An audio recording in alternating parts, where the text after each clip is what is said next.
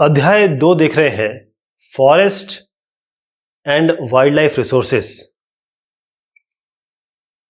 Forest and wild life resources, one और वन्य जीव संसाधन। आज क्या सिचुएशन है इनके बारे में जानेंगे। सबसे पहले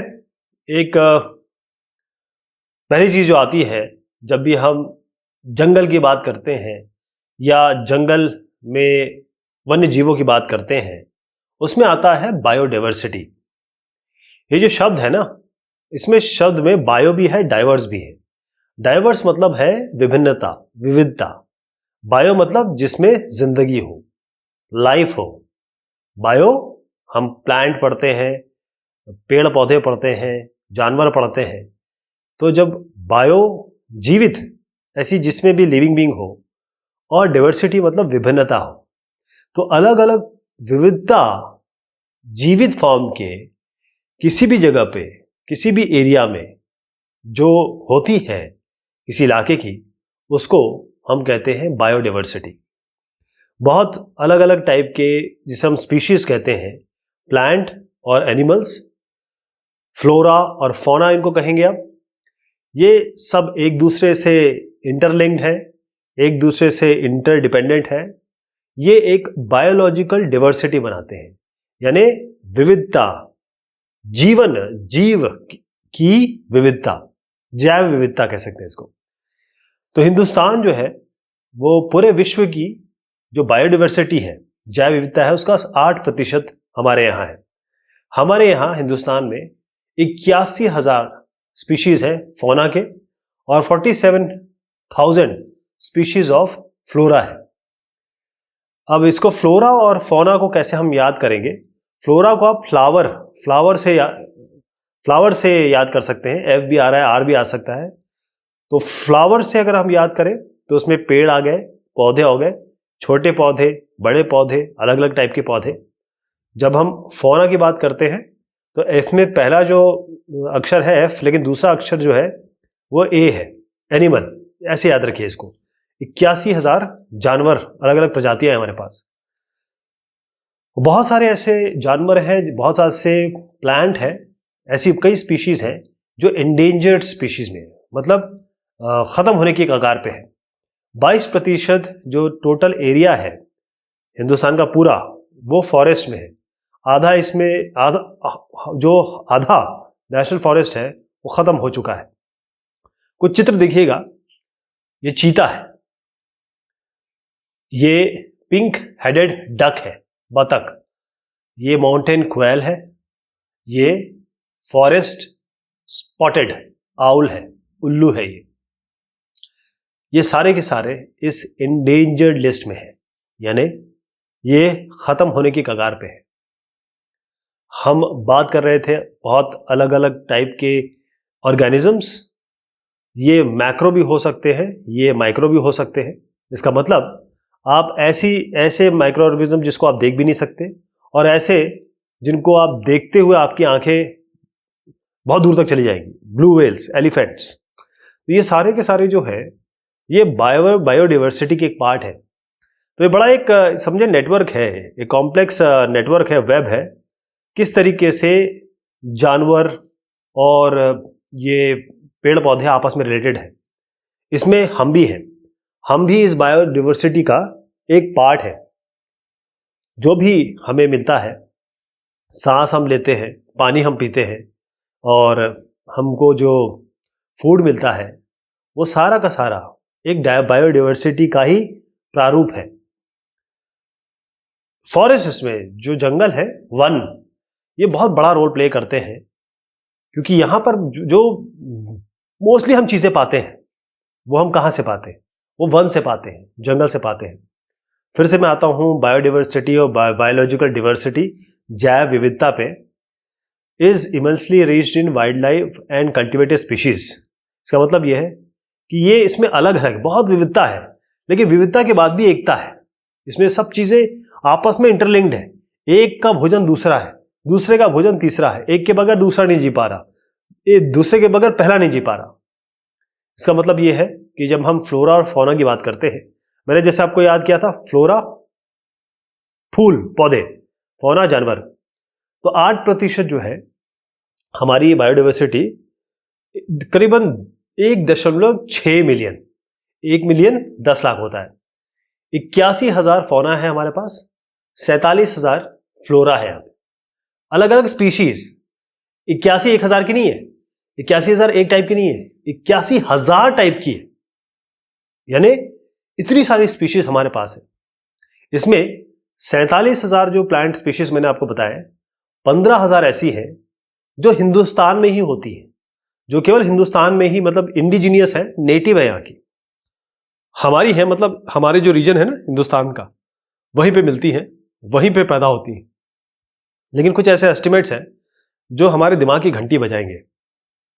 देखिए, जितना मैंने बताया 10% जो फ्लोरा है, 20% मैमल्स हैं, जानवर, वो थ्रेटेंड लिस्ट में आते हैं, मतलब बड़ी क्रिटिकल सिचुएशन है उनकी। इसका मतलब ये है कि एक्सटिंक्शन, खत्म होने की कगार पे है।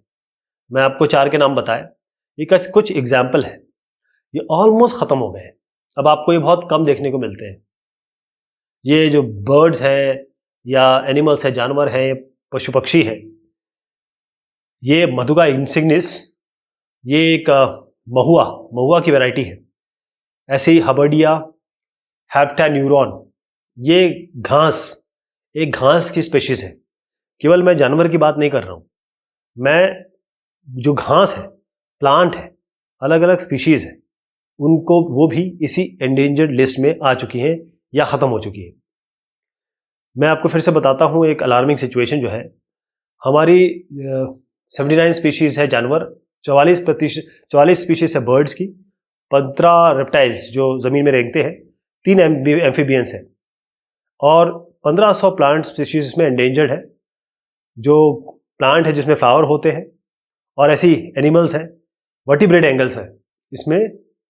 ये इसका जो रेट है 50 से 100 गुना तेज ये वैनिश हो रहे हैं, खत्म हो रहे हैं। तो हम कर क्या रहे हैं?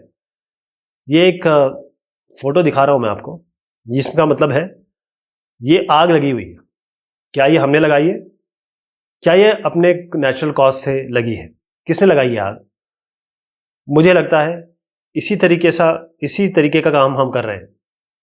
जो फॉरेस्ट कवर है, मतलब पूरे देश में जितने वन होने चाहिए, 637,293 स्क्वायर किलोमीटर, अगर परसेंटेज देखें तो तकरीबन 20% है, 19.39 है, और अभी 22% करीब अगर मान लें इसको, तो आज के समय इसका मतलब ये है कि पूरे एरिया में, ये 1990 बहुत पुरानी रिपोर्ट है, 22% मान लीजिए आप, और पहले चीज़ें थोड़ी कम थी, थोड़ी हल्के से बढ़ी। ये 1999 का डेटा है, 90, अगर उसके हिसाब से अंदाज़ा दूं तो 20% जो है पूरे जोग्राफिकल एरिया का, केवल 20% केवल होना कितना चाहिए? कम से कम 1/3 होना चाहिए, 33% होना चाहिए, 33%। और इसमें भी देखिए, इसमें भी एक वो है, ये जो 20% है, इसमें बहुत डेंस फॉरेस्ट जो है, बहुत ज़्यादा ट्रीज जब पास होते हैं तो वो करीबन 11.5%, जिसमें ट्रीज, पेड़ बहुत दूर दूर होते हैं, वो करीबन 7.755 है, और 0.15 जो है मैंग्रोव क्या होते हैं इसके बारे में आगे चर्चा करूंगा। ये सी कोस्ट के पास मिलते हैं, ये भी फॉरेस्ट होते हैं। तो यहाँ पर हमने देखा थोड़ा बड़ा, जो 10,098 स्क्वायर किलोमीटर था, वो थोड़ा उतना वैल्यू बड़ा है। लेकिन अब दिक्कत ये है कि हमको कम से कम कितना चाहिए? 33% तो चाहिए ही चाहिए। तो 20% कहाँ और 33% कहाँ, बहुत अंतर है ना इसमें। ये थोड़ा सा हमारे दिमाग में घंटी बजाने के लिए काफ़ी है। अब जो अलग अलग फ्लोरा एंड फौना है, अगर इनको पढ़ने लगे तो ज़माना निकल जाएगा। तो ज़रूरी ये है कि हम इनको क्या करते हैं, इनको जरा डिवाइड करें। तो हम इसको डिवाइड कैसे करें? IUCN, इसका पहले फुल फॉर्म समझते हैं। IUCN का मतलब होता है international union for conservation of nature and natural resources. फिर से समझिए, international union for conservation of natural and natural resources. इसमें N 2 बार आ रहा है, लेकिन फिर भी इसका फुल फॉर्म, इसका जो एब्रीविएशन है वो IUCN है। तो ये फिर से मैं बताता हूँ आपको, IUCN का मतलब union of conservation, international union for conservation of natural resources, IUCN। अब इनकी पद्धति के हिसाब से हम क्लासीफाई करते हैं, जितना अच्छा क्लासीफाई कर पाएंगे उतना अच्छा पढ़ पाएंगे, समझ पाएंगे। तो नॉर्मल स्पीशीज क्या है इसमें, वो स्पीशीज जो हर जगह मिलती है आपको, जैसे आपको गाय भैंस हर जगह मिल जाएगी, चूहे हर जगह मिल जाएगी, साल ट्री हो गया, पाइन ट्री हो गया, हर जगह मिल जाएगा। जब हम एंडेंजर्ड स्पीशीज की बात करते हैं, नाम इस एंडेंजर्ड में डेंजर नाम आता है, इसका मतलब ये डेंजर में है। ये वो वाली स्पीशीज है जो जिनको डेंजर है, खतरा है कि वो खत्म हो जाएंगे, एक्सटिंक्शन मतलब खत्म होना। और क्योंकि इनकी जो पॉपुलेशन है फास्ट ड्विंडलिंग, मतलब लड़खड़ा रही है, लड़खड़ाना, तो ये ऐसी इंडेंजर स्पीशीज होते हैं, इनको खतरा है कि ये खत्म हो रही है। उनकी लिविंग कंडीशन जो है उतनी अच्छी नहीं है, या हम कुछ ऐसा कार्यक्रम कर रहे हैं जिसके कारण ये स्पीशीज नहीं आ पा रही है। ब्लैक बक हो गया, Salman Khan. Indian wild ass, Indian rhino, line हो गया, लायन, शेर, और क्रोकोडाइल, मगरमच्छ। तो ये इंडेंजर स्पीशीज में आ रहे हैं। वल्नरेबल स्पीशीज क्या है?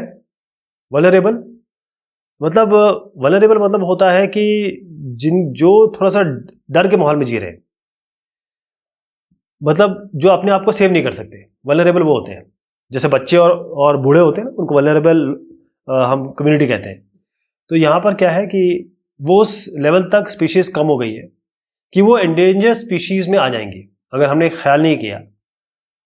एशियाटिक एलिफेंट हो गया, ब्लू शिप, ऐसी गैंजेटिक डॉल्फिन, गंगा में डॉल्फिन मिलती है, हमारे गंगा में डॉल्फिन मिलती है। ये सब वल्नरेबल स्पीशीज में आ रहे हैं। रेयर स्पीशीज की बात करूं तो ऐसी स्पीशीज जिनको हम गिन सकते हैं, इतने सारे मतलब स्पीशीज में ऐसे स्पीशीज भी जिनको हम गिन सकते हैं, और ये एंडेंजर्ड है, वल्नरेबल हो जाएंगे आगे। जैसे हॉर्नबिल हो गया, हिमालयन ब्राउन बेयर हो गया, डेजर्ट फॉक्स हो गया, वाइल्ड एशियाटिक बुफेलो हो गया। एक एंडेमिक स्पीशीज आती है, देशज। एंडेमिक मतलब जो हिंदुस्तान में आते हैं, मतलब किसी भी एक देश में आने वाले उसी देश में आते हैं, उस देश में ही मिलते हैं और आपको कहीं नहीं मिलेंगे।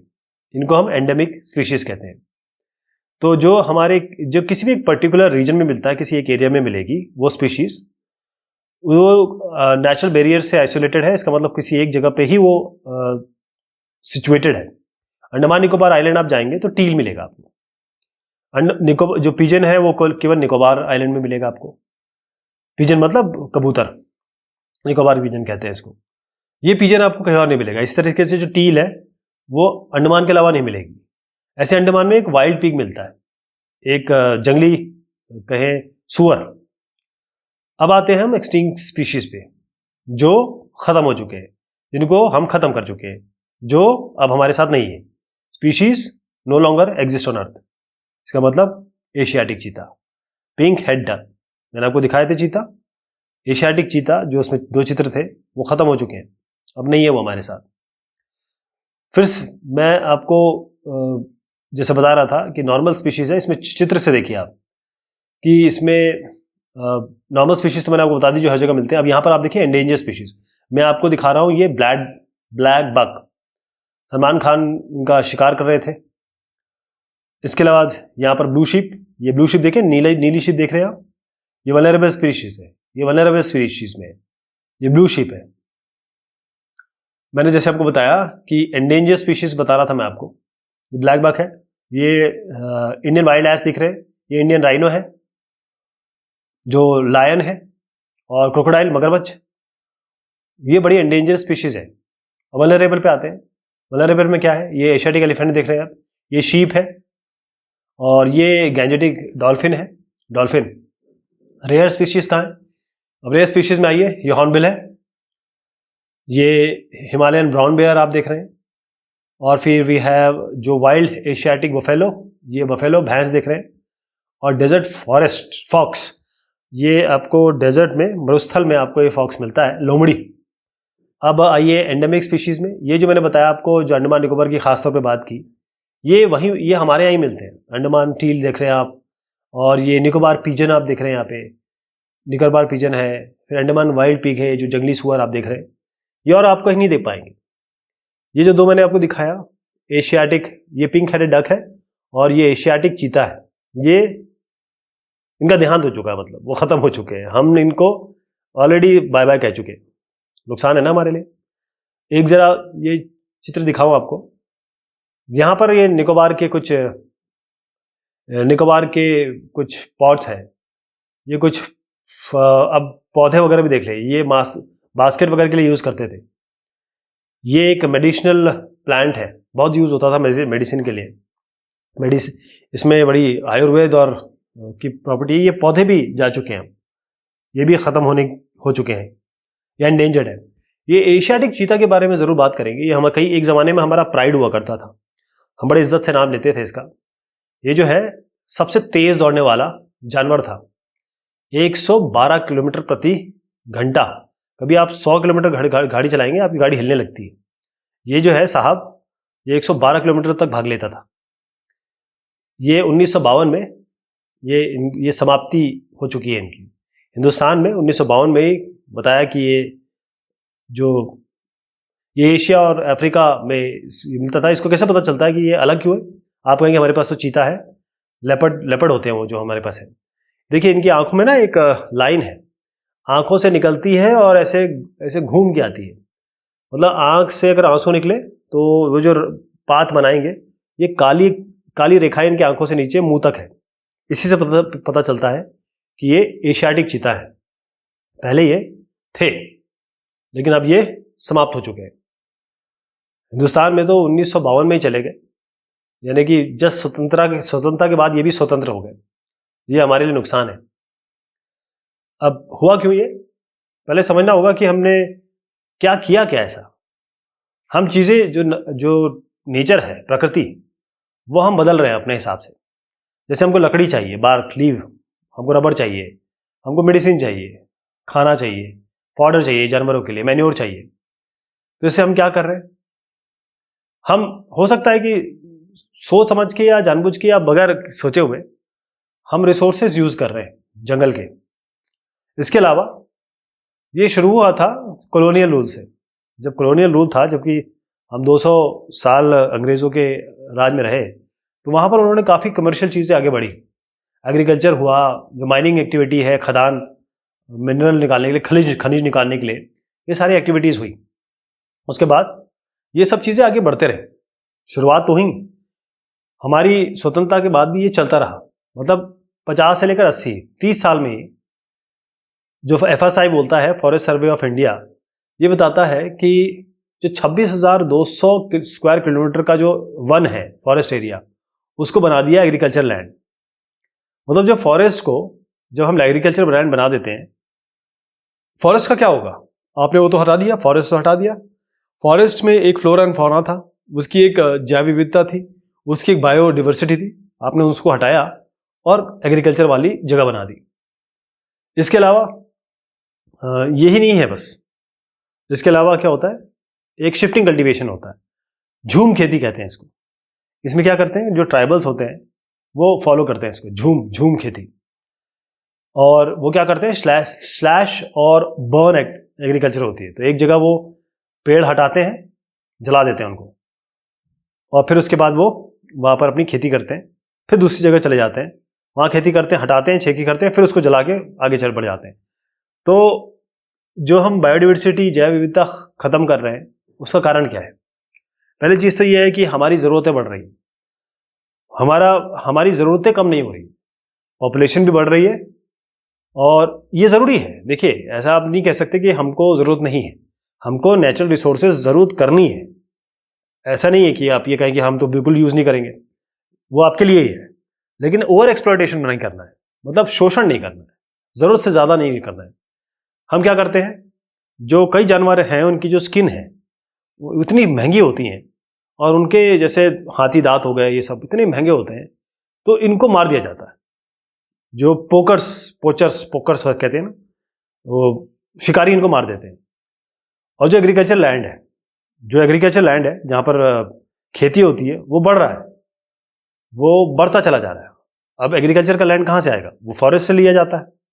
रेलवे नेटवर्क बढ़ रहा है, रोड नेटवर्क बढ़ रहा है, डेवलपमेंट हो, जहाँ मतलब अगर रोड बनानी है तो ये कभी सोचते कोई भी कि यार ये पेड़ वेड़ को काटने से, वो तो सोचता ही नहीं कोई, सीधा रेलवे नेटवर्क और ये सब बना देते हैं, रोड नेटवर्क बना देते हैं। माइनिंग एक जगह है, हम इसकी खुदाई करेंगे, और माइनिंग मतलब बहुत अंदर अंदर जाके आपको चीज़ें मिलती हैं, खनिज जो होते हैं या कोल मिलता है। तो सबसे पहले तो आप उस एरिया को की बायोडाइवर्सिटी खत्म कर देते हैं। खोद दिया आपने, पहले तो पेड़ काटेंगे, फिर सब ये गंदगी, ये सब जो धूल वूल उठा के आप साइड में डाल देंगे, बहुत बड़ा गड्ढा खोद देंगे आप। तो शुरुआत कहाँ से करते हैं, पहले आप उस जगह की बायोडाइवर्सिटी खत्म करते हैं। उसके बाद गड्ढा खोद दिया आपने, तो मिट्टी विट्टी सब हटाई, जो ज़मीन के नीचे था ज़मीन के ऊपर था सब आपने ख़राब कर दिया, हिला दिया, बिगाड़ दिया। उसके बाद क्या किया कि खनिज निकाल लिए, ये भी एक बायोडाइवर्सिटी का नुकसान है। आपने जो माइनिंग है, मतलब इसका मतलब सारी चीज़ें निकाल ली, और उसके बाद क्या हुआ, आप वैसे ही छोड़ के निकल गए, है ना। दूसरी चीज़ बताऊंगा आपको, अगर आप कुछ ना करें तो अपने आप जो फॉरेस्ट है अपने आप आ जाएंगे, आपको कुछ नहीं करना पड़ेगा।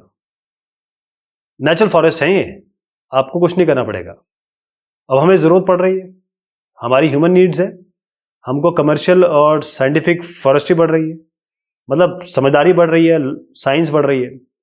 तो हम क्या करते हैं कि जो हमारे लिए फ़ायदे वाली चीज़ें, जैसे टीक साउथ इंडिया में, चीड़, पाइन ये हिमालय में, इन्होंने क्या किया कि जो नेचुरल उस जगह पे जो नेचुरली उगता था, जैसे ओक है और रोडोडेंड्रॉन, ये जो ओक और रोडोडेंड्रॉन है जो पहले उगा करता था, हमने क्या किया कि उसको हटा दिया।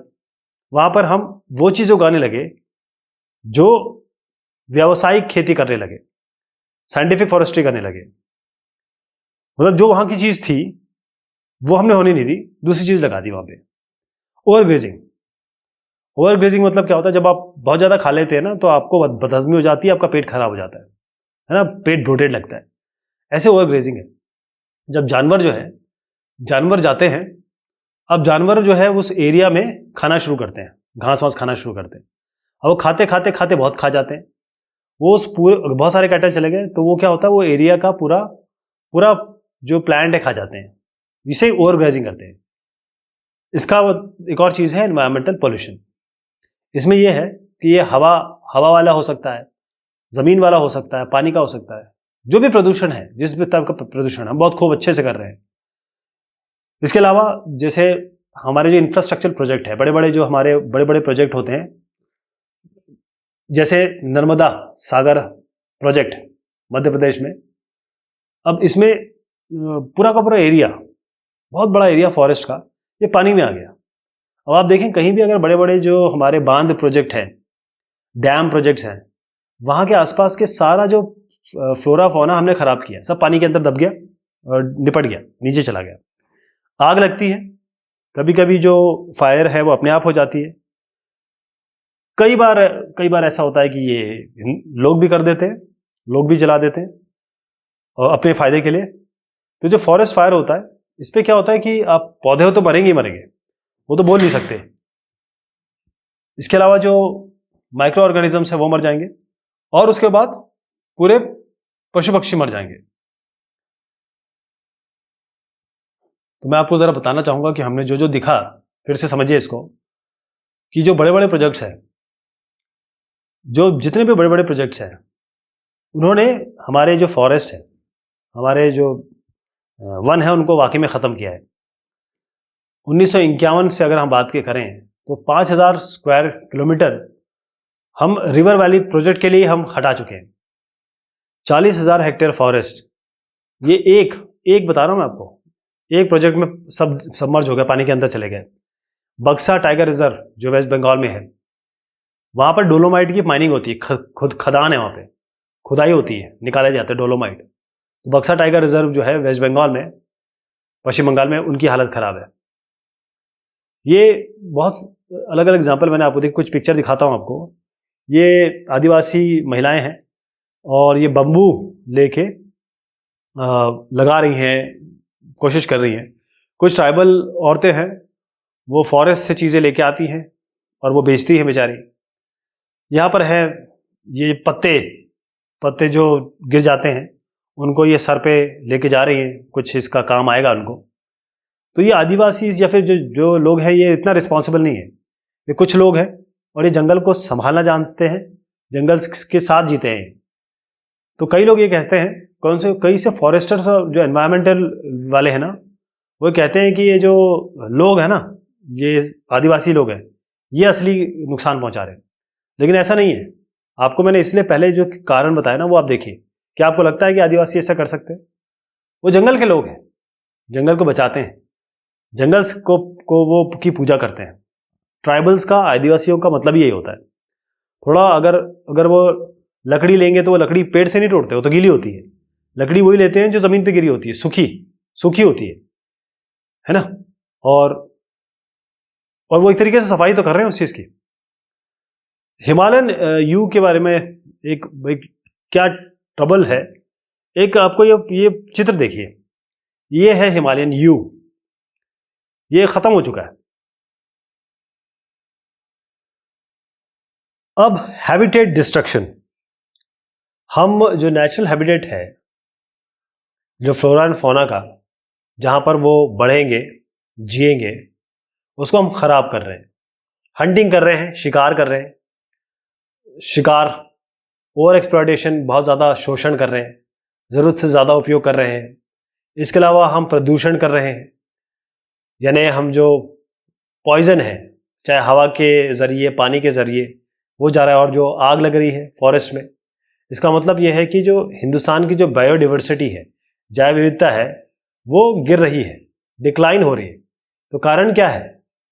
बायोडिवर्सिटी, जैव विविधता क्यों हमारी कम हो रही है? क्योंकि हम ये सारे काम कर रहे हैं, destruction, hunting, poking, over exploitation. एक और चीज़ है इसमें, क्योंकि लोग ये कहते हैं कि जो डेवलपिंग इकोनॉमी होती है, यानी डेवलपिंग कंट्री होती है, वहाँ पर जनसंख्या, जहाँ पर पॉपुलेशन बहुत ज़्यादा होगी, जहाँ ओवर पॉपुलेशन होता है। लेकिन ऐसा नहीं है। उसका कारण मैं बताता हूँ आपको।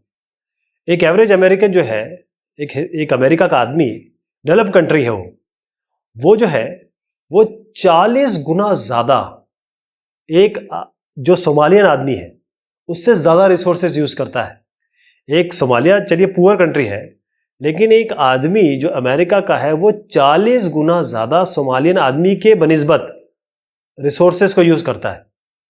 अनइवन कंजम्पशन हो गया ना ये रिसोर्सेज का। पूरे विश्व के बारे में बात कर रहा हूं मैं।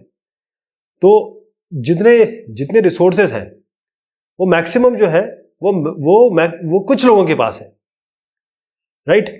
तो वो लोग, जो कम लोग हैं, जो इसका बहुत ज़्यादा उपयोग कर रहे हैं, वो उसको रैम्पेंट यूज़ कर रहे हैं। जो अमीर लोग हैं 5%, वो ज़्यादा इकोलॉजिकल डैमेज प्रोड्यूस कर रहे हैं, जो मात्र 5% लोग हैं। एक और चीज़ मैं बताता हूँ आपको कि आधे से ज़्यादा जो हिंदुस्तान के जो फॉरेस्ट है, नेचुरल फॉरेस्ट, वो ऑलरेडी जा चुके हैं। बहुत बड़ी सिचुएशन है ये। जो हमारे नेचुरल ग्रोइंग फॉरेस्ट है, वन्य, 1/3 जो वेटलैंड्स है, वेटलैंड्स जो होते हैं जहाँ पर पानी आके जब बरसात होता है, बहुत बाढ़ आ जाती है, तो ये इलाके होते हैं जो उसको बचाते हैं, ये वेटलैंड होते हैं। ये एक तरीके से कई प्रॉब्लम को सॉल्व करते हैं वेटलैंड्स। अब ये जो है ड्रेन आउट हो चुके हैं, मतलब खाली हो चुके हैं, पानी इनका बिल्कुल सूख चुका है। 70% जो है, जो सरफेस वाटर बॉडी है, इसका मतलब जो पानी है जो ज़मीन के ऊपर है, वो ख़राब हो चुका है, पॉल्यूट हो चुका है। जो मैंग्रोव फॉरेस्ट है, ख़ासतौर पे जैसे आप उड़ीसा, बंगाल और इधर देखते हैं, केरला के इलाकों में, वो सब ख़त्म हो चुके हैं। हम मार रहे हैं, हम ट्रेडिंग कर रहे हैं, ख़त्म कर रहे हैं। जो भी कमर्शियली, जिससे व्यावसायिक हमें फ़ायदा होता है, हम नुकसान पहुंचा रहे हैं। तो हम ये नहीं कह सकते कि जो डिस्ट्रक्शन है, जो हम लोग नुकसान पहुंचा रहे हैं, ये केवल बायोलॉजिकल इशू है। हम ये नहीं कह सकते। ये बहुत ज़्यादा रिलेटेड है किससे? जो कल्चरल डाइवर्सिटी है उससे भी। कई ऐसी कम्युनिटीज़ हैं हिंदुस्तान में भी और भी देशों में, जो फॉरेस्ट पे डिपेंडेंट है, जो वन्य जीव पे डिपेंडेंट है। वो खाना पीना, अपना जो मेडिसिन है, स्पिरिचुअलिटी, कल्चर, उनकी संस्कृति, वो सब वहाँ से मिलती है उनको।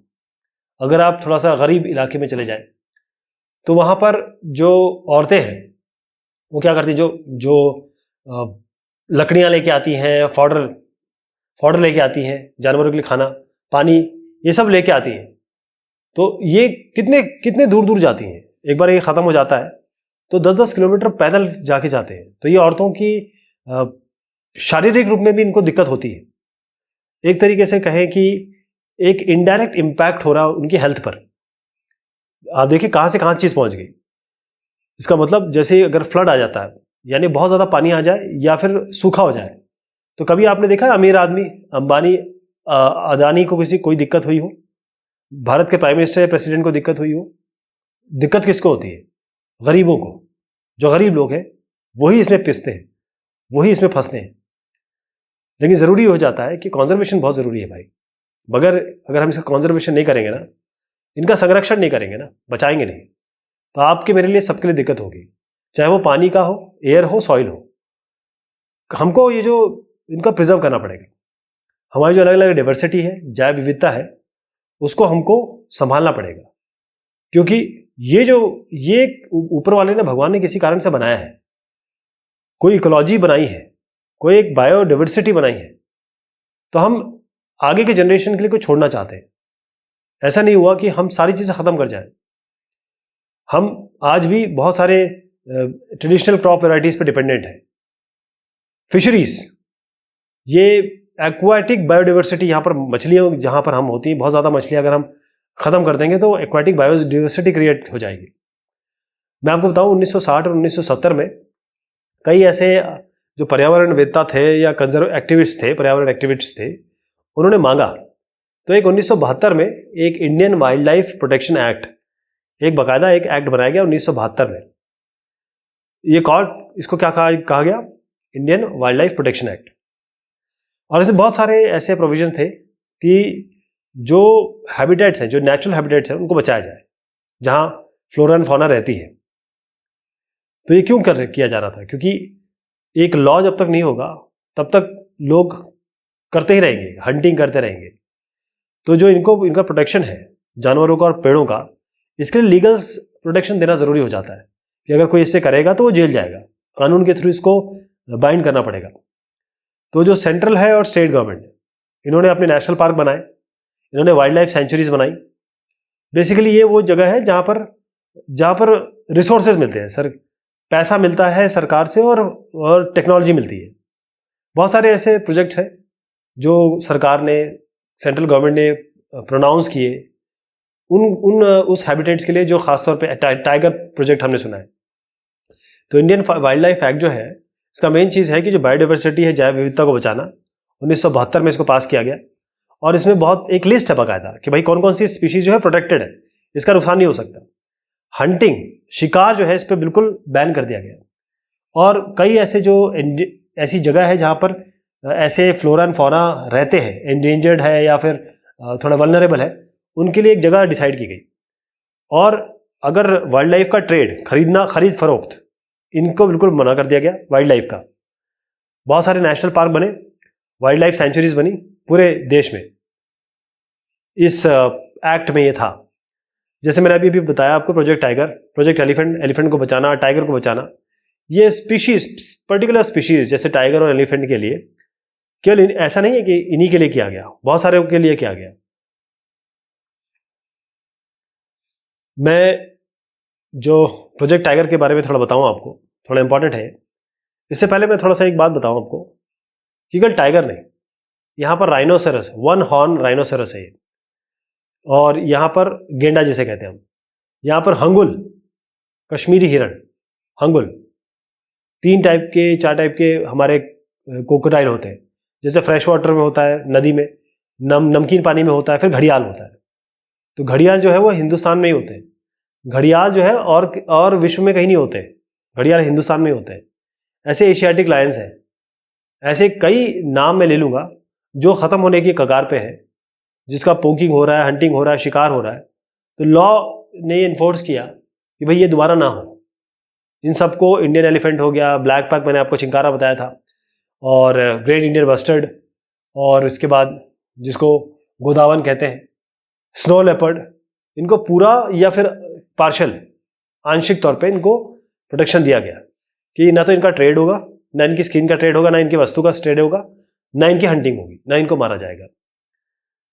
तो ज़रूरी ये था कि ये सब चीज़ें हमारी जैव विविधता का बहुत बड़ा रोल है, बहुत पार्ट प्ले करते हैं। प्रोजेक्ट टाइगर के बारे में बता रहा था मैं आपको। 1973 में इसको इनिशिएट किया गया। और इनिशिएट क्यों किया गया था? अब देखें कि जो पॉपुलेशन थी वो ये इतनी कम हो गई कि पूछे मत। 1827 में इसकी पॉपुलेशन थी 55,000 और उसके बाद ये होगी 1800। आप समझ रहे हैं, 55,000 से 1800। मेन चीज, मेन कारण क्या था?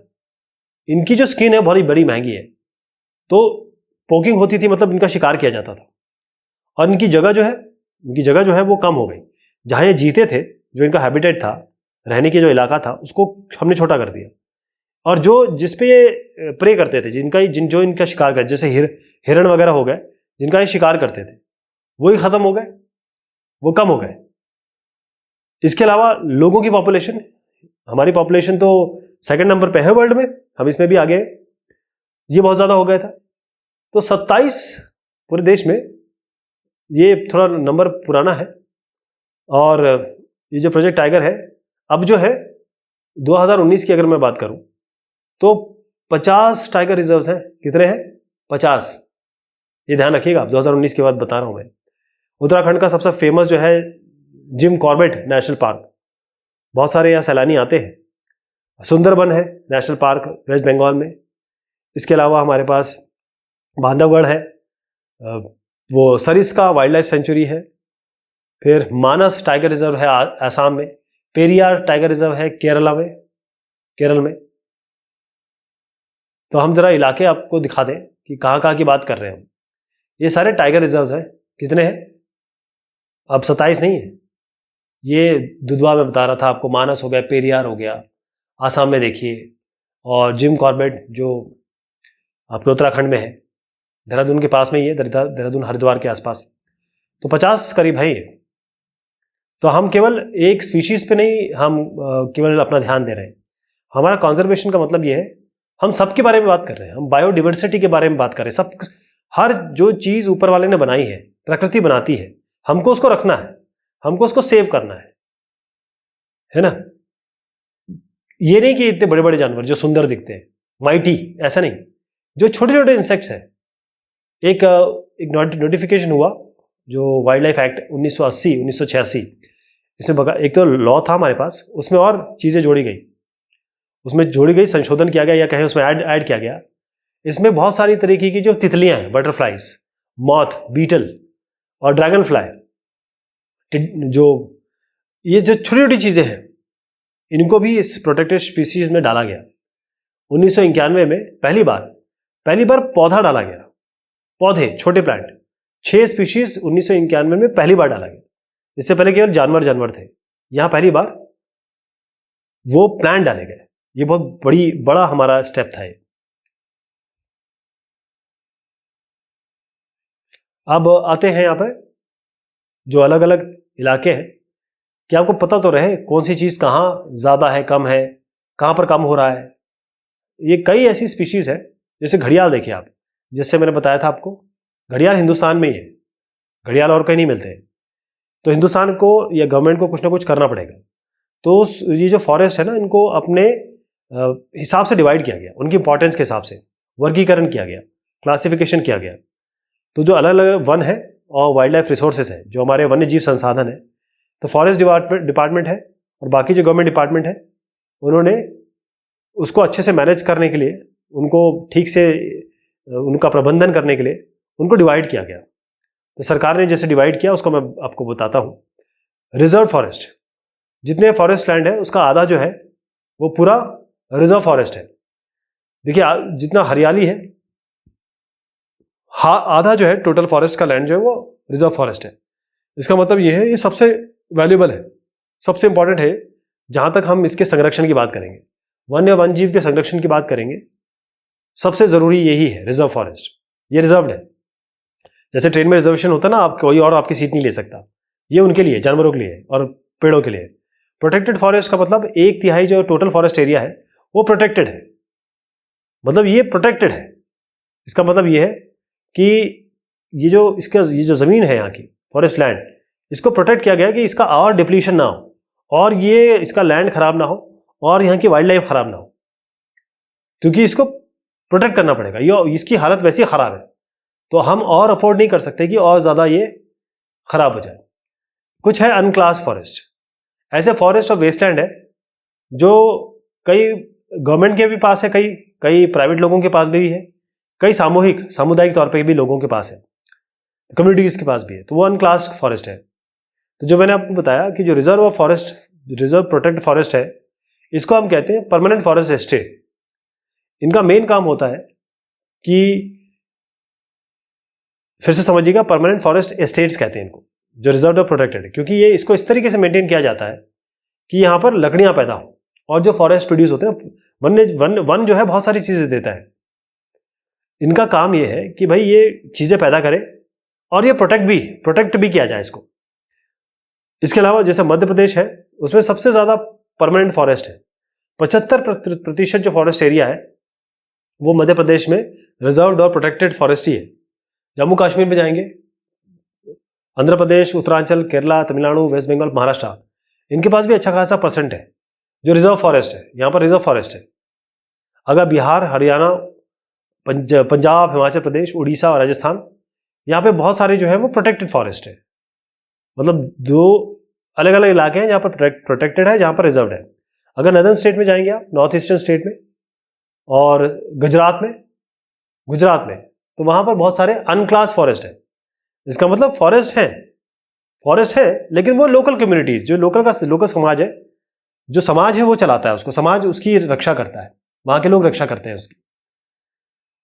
तो सवाल ये उठता है कि जब हम कम्युनिटी की बात करते हैं कि चलिए सरकार तो कर ही रही है, उन लोगों की भी बात करेंगे कि सरकार के अलावा लोग भी तो करेंगे।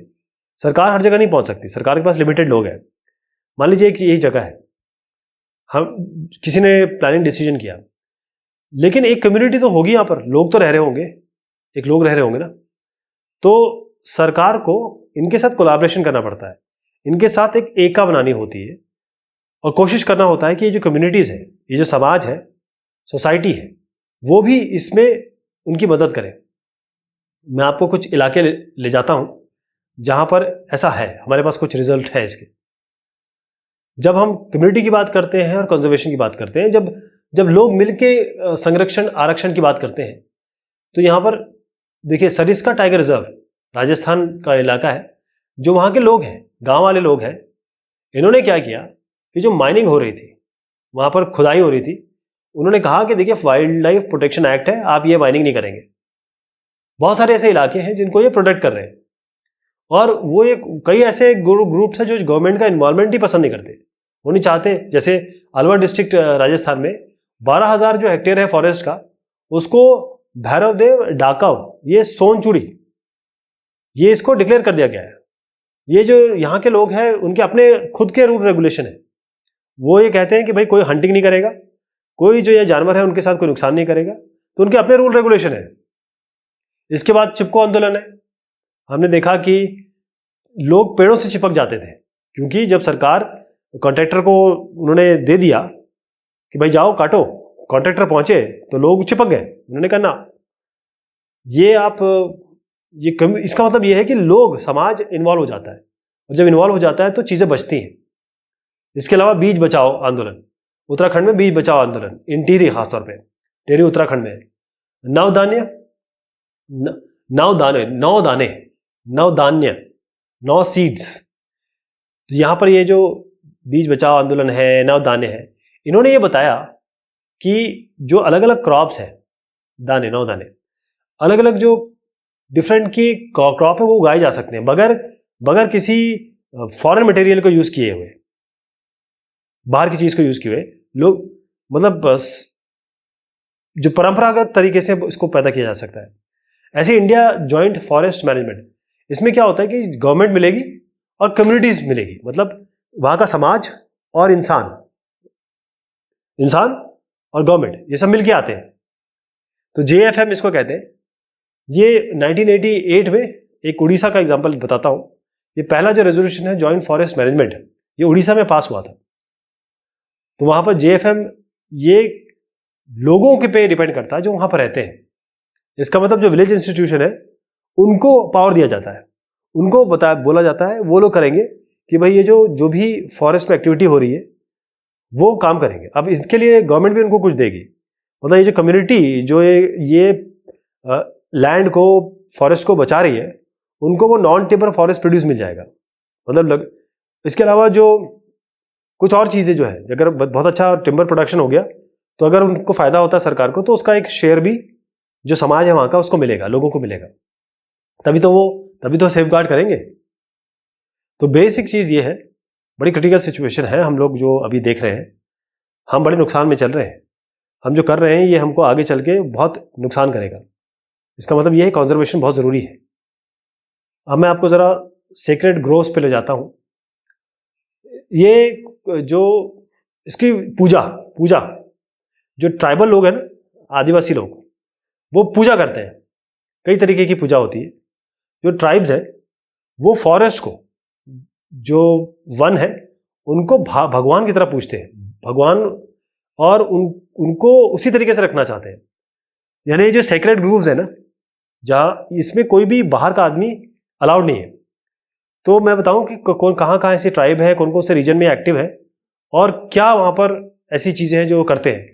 जैसे मुंडास और सांथल जो है, छोटा नागपुर का जो पठार है, वो महुआ और कादम्बा जो ट्री है उसको अपना भगवान मानते हैं, यानी उनकी पूजा करते हैं।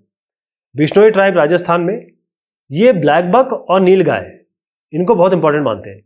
सलमान खान ने ब्लैक बक का शिकार किया था, अभी भी वो पेशी में जाता रहता बेचारा। जो उड़ीसा और बिहार के ट्राइब्स हैं वो भी ये करते हैं, उनके पास भी कुछ ऐसी चीज़ें हैं। तो गौतम बुद्ध जी ने कहा था, बहुत इंपॉर्टेंट बात कही थी उन्होंने, कि जब आप आते हैं और पेड़ काटते हैं तो जो ये पेड़ है वो इतना काइंड है कि वो जो आदमी पेड़ काट रहा होता है उसको भी ये छाया देता है। जो आदमी काटने आया, जो डिस्ट्रॉय करने आया, उसको भी ये पेड़ बोलता है ठीक है तुम मुझे काट रहे हो लेकिन छाया मैं दूंगा। तो ये बात हुई इस चैप्टर की। बहुत शुक्रिया, बहुत मेहरबानी आप सभी की।